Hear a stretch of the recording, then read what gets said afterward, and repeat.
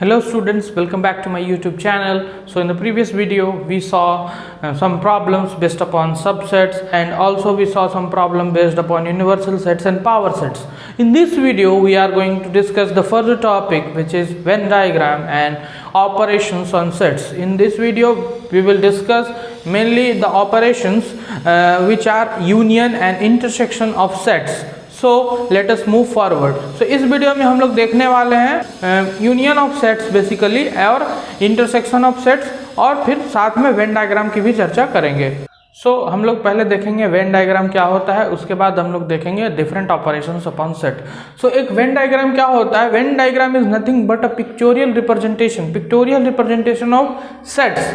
हम लोग सेट को पिक्चर्स के माध्यम से रिप्रेजेंट कर सकते हैं. So in Venn diagram universal set is represented as a rectangle. Generally universal set is represented as a rectangle, and inside this we represent a normal set by oval shaped, or you may use circle also, by circle like this. Suppose universal set is given as 1 2 3 4 like 10 up to 10. 10 तक हमें universal set दिया है, और set ए इसका जो दिया है उसमें क्या इवन नंबर से 2 4 6 8 10. तो इसमें क्या होगा? 2 होगा, 4 होगा, 6 8 10. इधर कहीं 1 3 5 7 9 ये सारे नंबर आएंगे. ये सारे नंबर्स आएंगे. तो यहाँ पे हम लोग यू लिख सकते हैं, ये रिप्रेजेंट करता है. आप चाहो तो लिख सकते हो, वरना नहीं भी लिख सकते, बट जनरली हम लोग लिखते हैं ये यू है और ये ए सेट है, ये ए सेट है. तो ये था बेसिक क्या वेन डायग्राम के बारे में. एक और एग्जांपल लेते हैं वेन डायग्राम पे, फिर हम लोग इंटरसेक्शन और यूनियन ऑफ सेट्स के आगे बढ़ेंगे, फर्दर बढ़ेंगे. सो स्टूडेंट्स, इसी एग्जांपल में अगर आपको एक और सेट दे दिया जाए बी, जिसमें कि एलिमेंट्स हैं 6 और 8, तो आप कैसे प्रोसीड करेंगे स्टूडेंट्स? सो आइए हम लोग देखते हैं. तो ए एक सेट तो दे रखा है. अब हमें क्या है कि बी जो होगा वो सबसेट होगा ए का. ये बात क्लियर है, क्योंकि बी के जितने भी एलिमेंट है वो ए में प्रेजेंट है 6 और 8. बट ए में ज़्यादा एलिमेंट्स भी हो सकते हैं, तो ए में ज़्यादा एलिमेंट्स हो सकते हैं. तो ए कहाँ होगा स्टूडेंट्स? हमारा इसमें बाहर का सेट हो जाएगा ए, अंदर का सेट हो जाएगा बी, क्योंकि ए के पास ज़्यादा एलिमेंट्स है. तो हमारे ये सेट जो है ये बाहर का है 2 4 6 8 10. इसमें से 6 और 8 को हटा देते हैं और इसको थोड़ा अच्छे से लिख लेते हैं. एक और सेट बना लेता हूँ मैं, यहाँ 3 कर दो आप.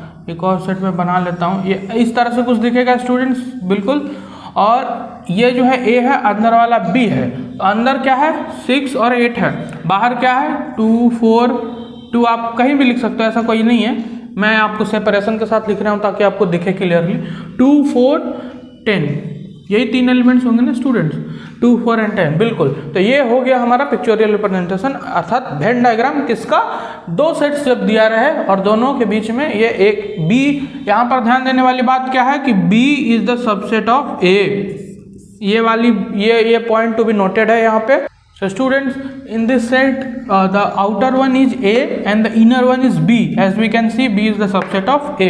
I hope आपको वेन डायग्राम का टॉपिक समझ में आया होगा. हम लोग आगे के प्रॉब्लम्स में इसका यूज करेंगे, इसीलिए मैंने आपको ये एक्सप्लेन किया.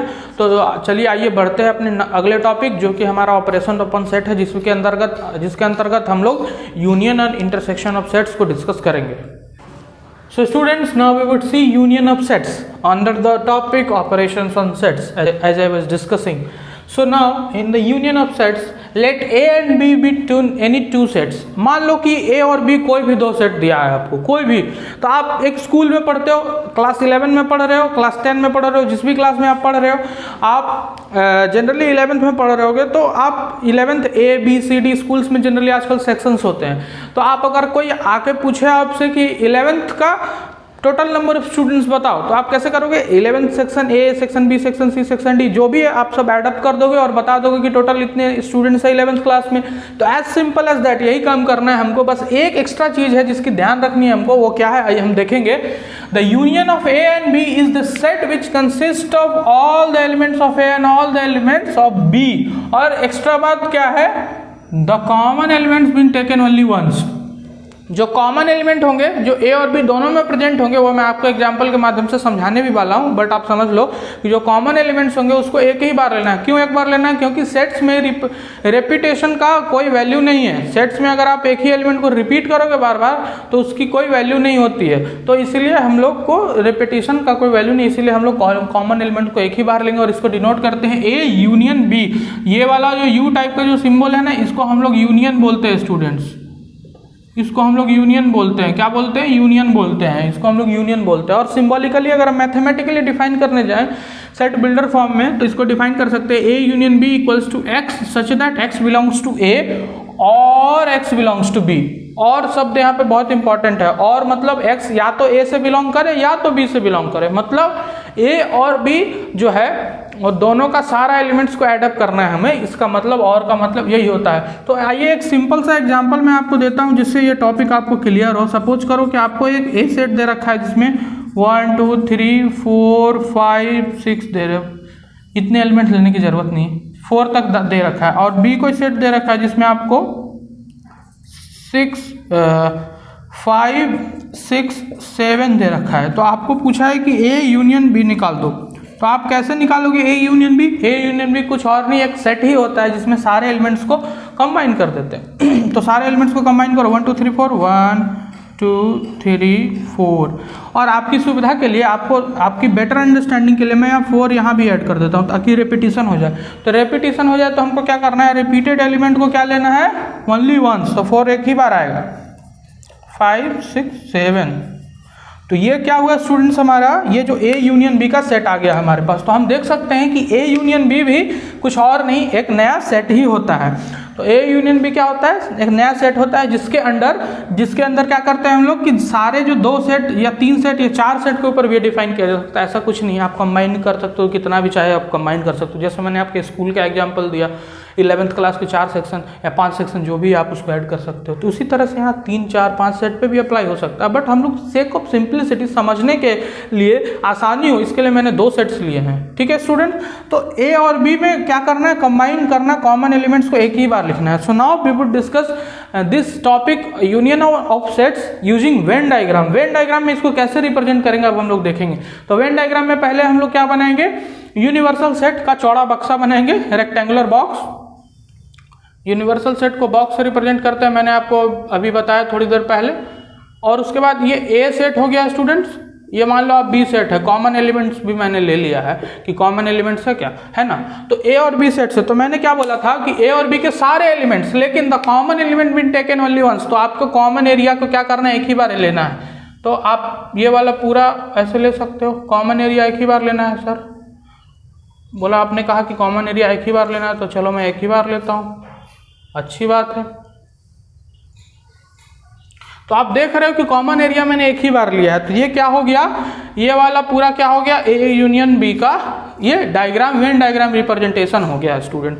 तो आई होप आपको यूनियन ऑफ सेट समझ में आया होगा। बढ़ते हैं आगे, समझते हैं ऑपरेशंस ऑफ सेट के अंदर इंटरसेक्शन ऑफ 2 सेट्स और intersection of sets. So students, next topic is intersection of sets. तो इंटरसेक्शन ऑफ सेट्स के अंदर क्या बताते हैं हम कि इंटरसेक्शन ऑफ सेट जो होता है वो, मान लो मैंने फिर से 2 सेट का एग्जांपल लिया है। इंटरसेक्शन ऑफ जो सेट होंगे वो ए और बी, मान लो 2 सेट्स हैं, तो set of all elements which are common to both A and B. बस यही बात यहाँ पे ध्यान रखनी है, elements which are common to both A and B.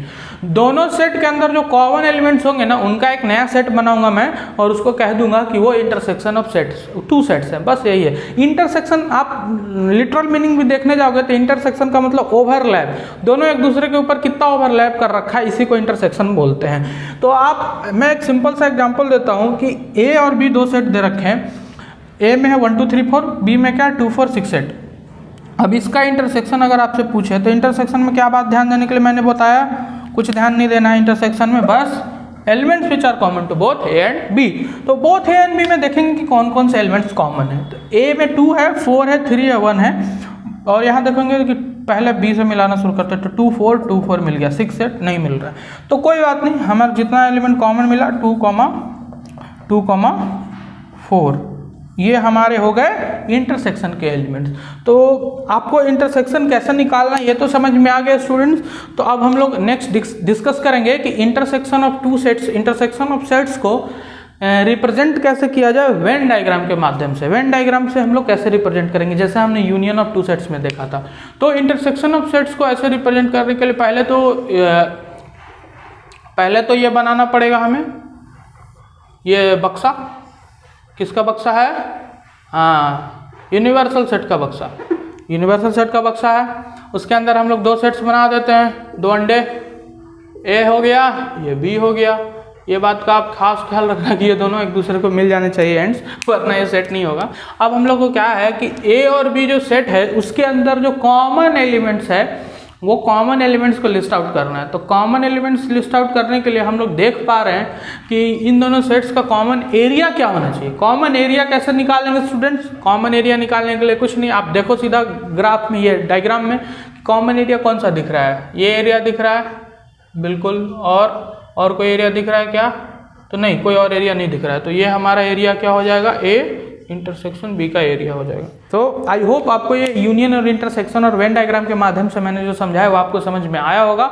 So in next video we will discuss the properties of union and intersection and we will further discuss the difference of sets. So please stay tuned and like, share and subscribe to my YouTube channel.